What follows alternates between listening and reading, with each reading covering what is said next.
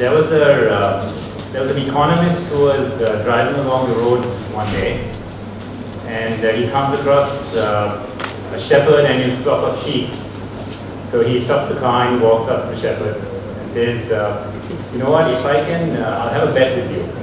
If I can count, if I tell you how many sheep you have in your flock, then I get to keep one. If not, I'll give you $100. So the shepherd looked around, he has quite a few sheep around, so he said, okay, fine. And then the economist said, okay, you have 97 sheep. So the shepherd said, hey, you know what, that's exactly right. There is 97 sheep.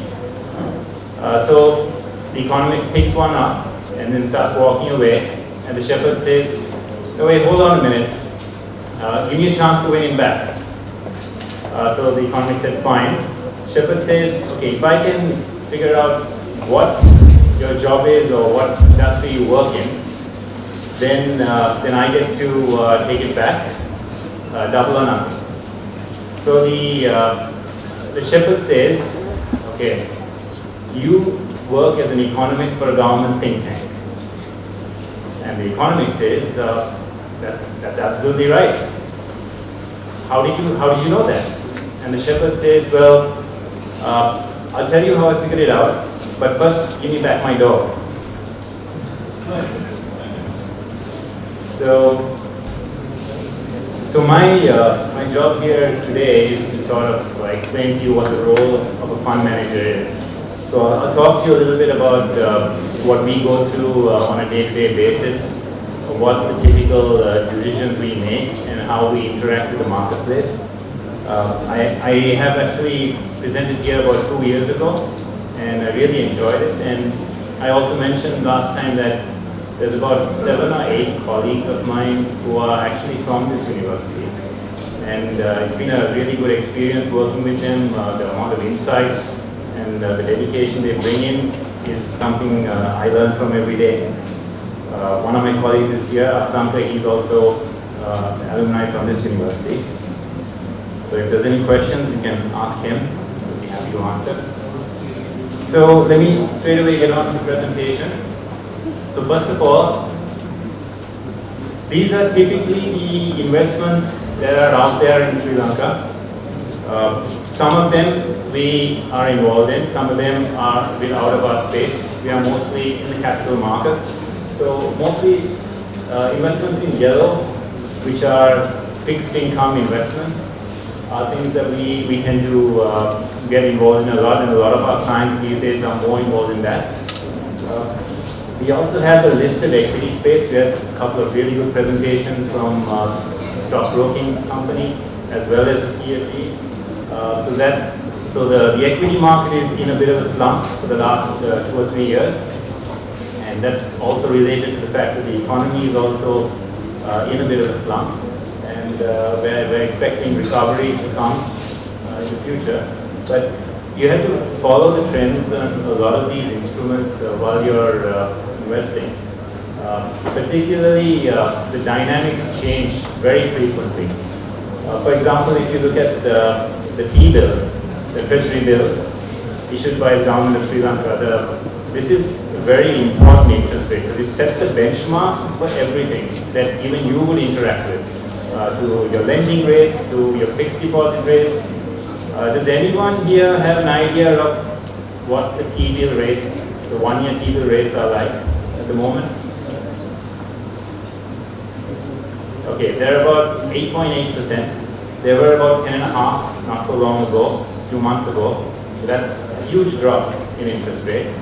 And that will have a knock-on impact on all the other instruments that are here as well. And that's what being a fund manager is also about, understanding the relationships that happen and understanding it before it actually happens, so that then you can actually invest your clients' money in a way that they benefit.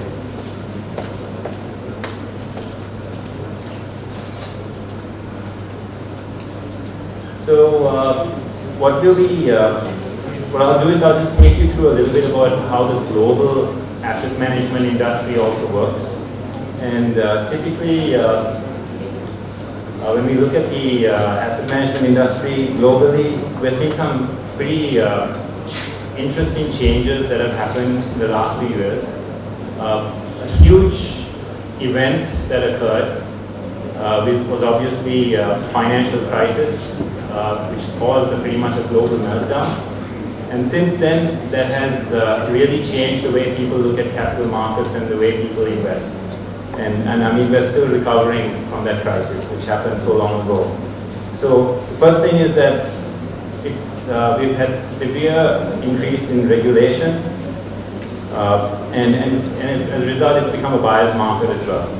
So what that means is that for the benefit of investors, we're seeing things like a lot of more regulations put in place.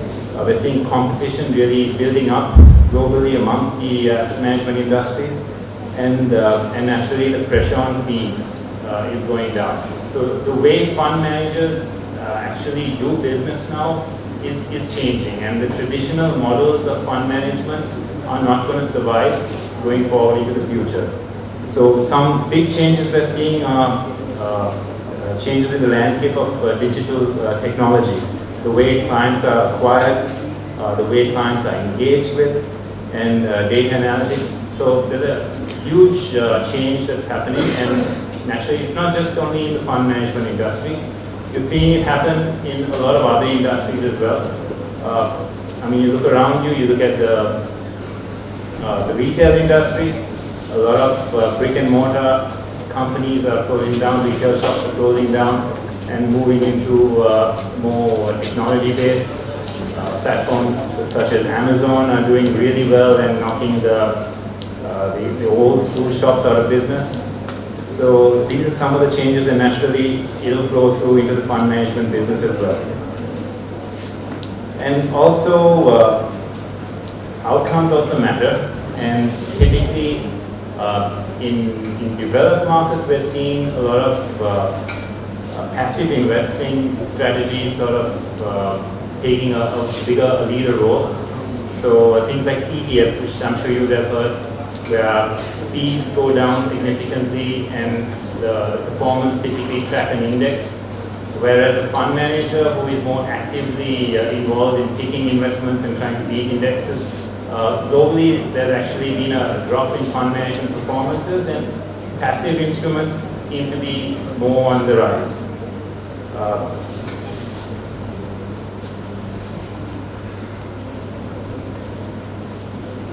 Okay, so now coming back to the local landscape. So this is something I think everyone is probably quite familiar with.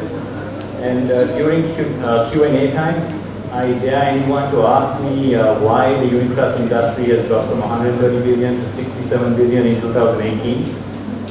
And if you look at typically the funds, the assets under management, as we would say in Sri Lanka for investing, the ETF at 2.2 trillion sort of dwarfs all the other investment categories.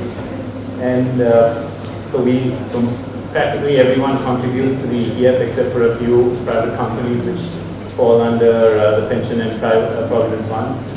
And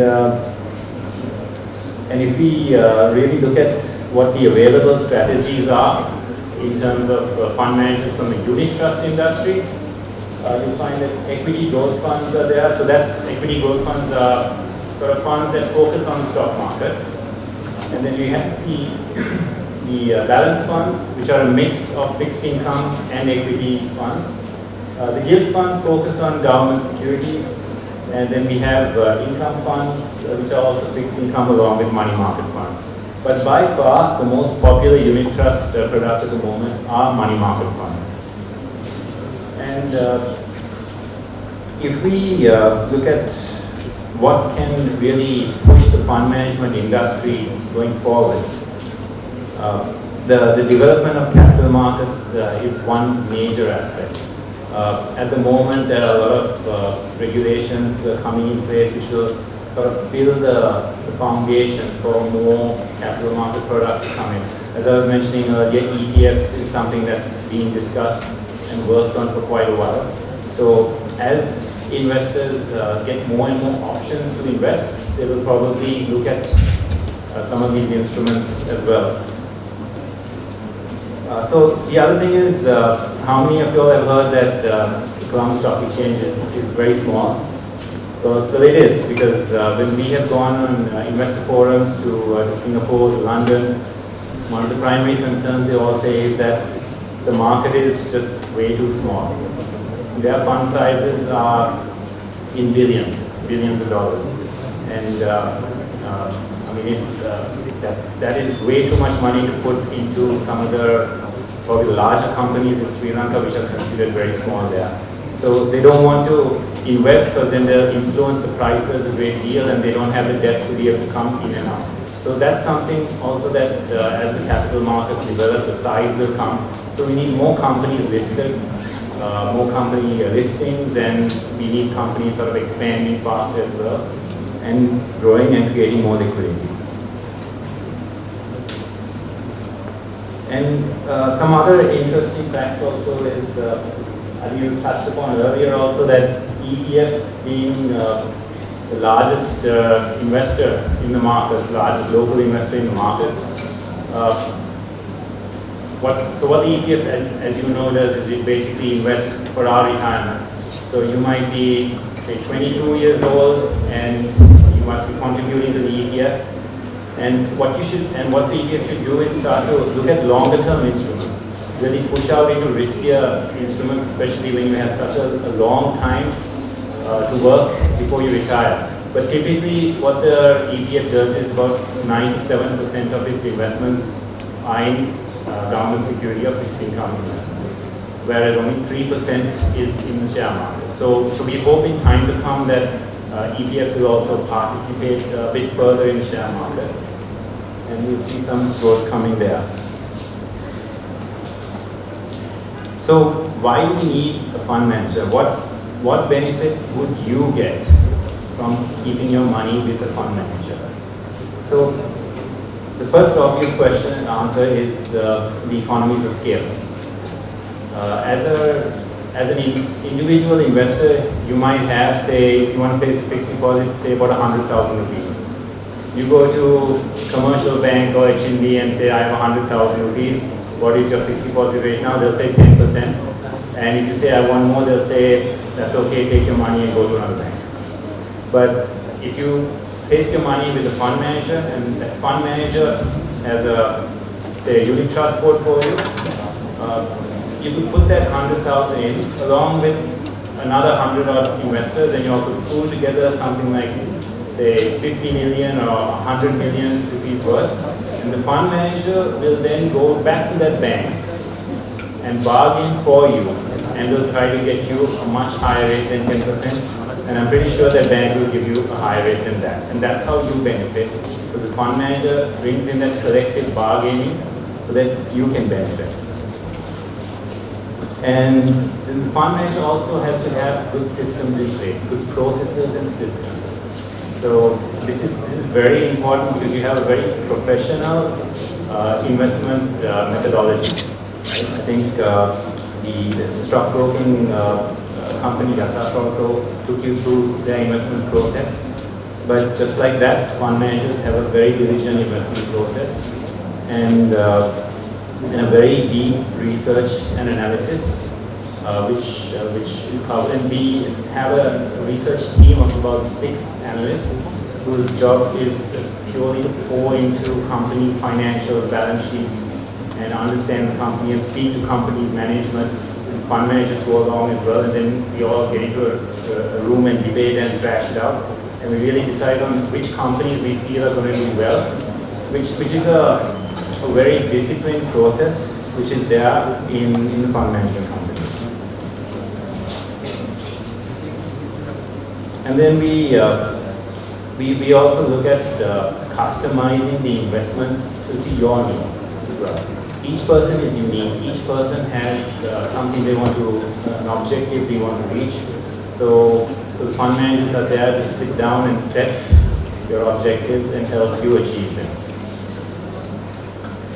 And fund managers have a very good track record as well. I think if you go to the unit trust industry website, you'll find that the performances of the fund managers against the equity indices, the share markets, fixed income, you'll see very strong track records across some of the fund managers.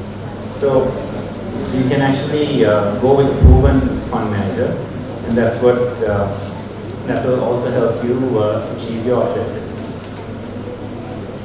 So a little bit about my company, just to give you a heads up. So Ceylon Guardian is one of the larger listed fund management companies, and we have about 25 billion worth of assets under management. We are in unit trusts. We have our Ceylon Guardian discretionary portfolio. We have our external client funds, so we have provident funds and bank pension funds and so on who give us mandates to manage as well. So each strategy is unique. Some will have more fixed income, some will have more equity, some will have a shorter term investment horizon. So we develop what we call an investment policy statement for each client, so that it really helps us understand what the client is trying to achieve, and then we set the investments so that they help get what they want.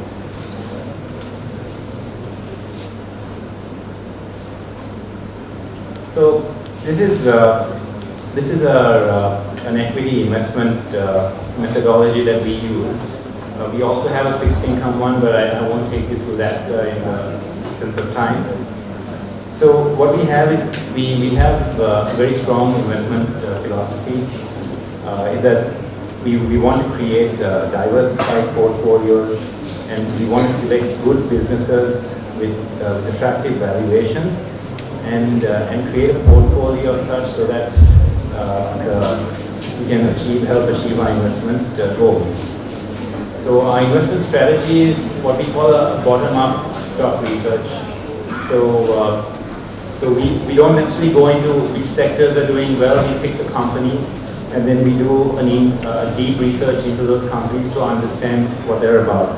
So how do we come across these companies? How do we find these companies? Well, it's really the people, and the fund management business is really about investing in the capital, the human capital of your business, right?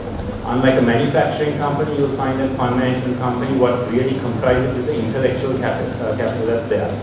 So the idea generation, the ability to filter through all 300 stocks in the Colombo Stock Exchange and figure out which ones are really going to do well this year or the next 5-10 years, that's what the fund managers do. So we have internally a set of fund managers, we have sector analysts, and we also use our networks, and when we deal with a lot of the stockbrokers, the primary dealers, money brokers, so we use our network and coverage and really help come up with idea generation for our stocks. So naturally, these stocks have to be filtered through things like they have to have good corporate governance, they have to be sufficiently large, they have to be liquid so we can come in and out of the stocks, and the experience of the fund management and research team really help drive those stock selection. And then you must have all studied about some of the basic valuation matrices like price to earnings, price to book, cash flow valuations, and so on. So those are all applied. And then we go into a more detailed analysis. We understand the business, the industry, the attractiveness, and the management capability, which is also very important. And then we do our due diligence and financial analysis, and also, very importantly, the risk analysis. So we have several scenarios which we build up, and we sort of get an understanding. I think as Amal mentioned, you really can't have one view, one number.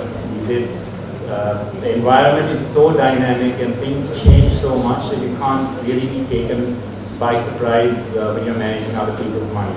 So for that reason, you have to develop a number of scenarios, and that way when the situations turn, you know what to expect, and more importantly, you know how to react when you're managing portfolios.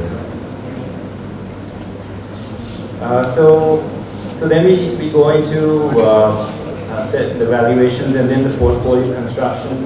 So portfolio construction is about understanding what each of your clients want, building an investment policy statement, and then creating a real diversified portfolio with suitable, what we call asset allocations. So how much fixed income, how much equity, how much do they need soon, how much do they need 3-4 years from now. And then thereafter it's all about monitoring your portfolios and understanding what's going on and whether it needs to change or be rebalanced.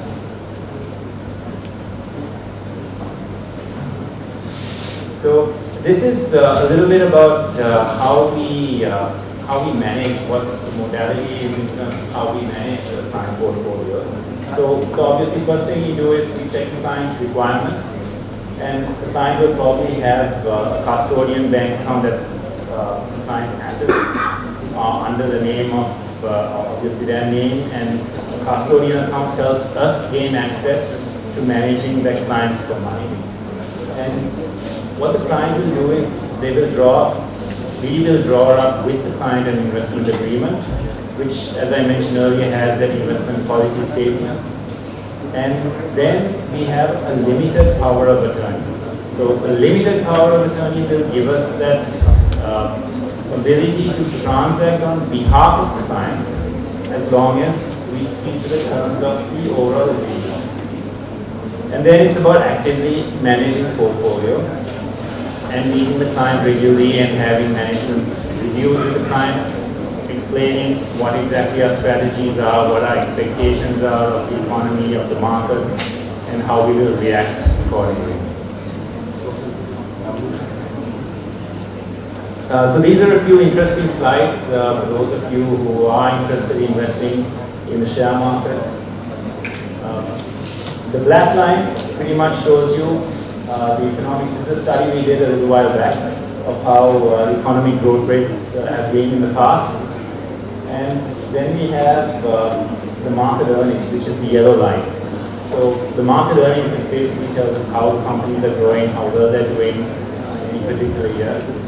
And what's really interesting is there is somewhat of a relationship between GDP growth and market earnings. And also, they say Sri Lankan share market does not follow fundamentals that much, but actually there is a relationship that happens between the market earnings and the all share price index, which shows the share prices of all the companies. So, but now there is a divergence that's happening here lately, and that is extending into the next couple of years as well. And that is that the market earnings are slowing down, but they are growing. But the all share price index continues to drop. So what happens is when the gap between these two lines continues to increase, the propensity or the ability of the share prices to pick back up the earnings to keep in line with the company growth increases. So what we feel is that we're waiting for a catalyst, but there is a huge gap right now between company fundamentals and how they're priced. So investors who have a longer term approach and a longer term investment patience can really look to enter the market at those speeds. We have also in Sri Lanka what we call momentum investing. That is that investors tend to try to time the stock markets to perfection. And it's very difficult to time share markets. What tends to happen is that the markets pick up, and then everyone gets excited about buying shares. And then by the time they enter, they've already missed some of the really important movements.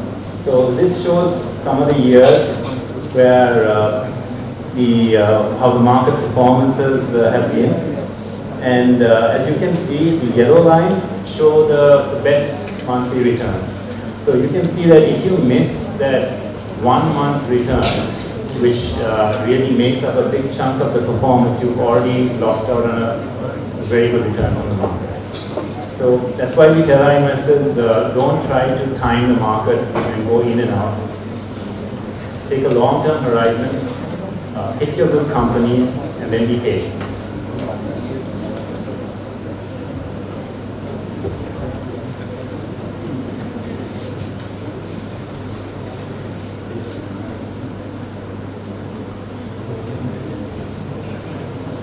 So this is the overall framework of a typical fund management company. We have the board of directors who delegates to the management team the investment methodology.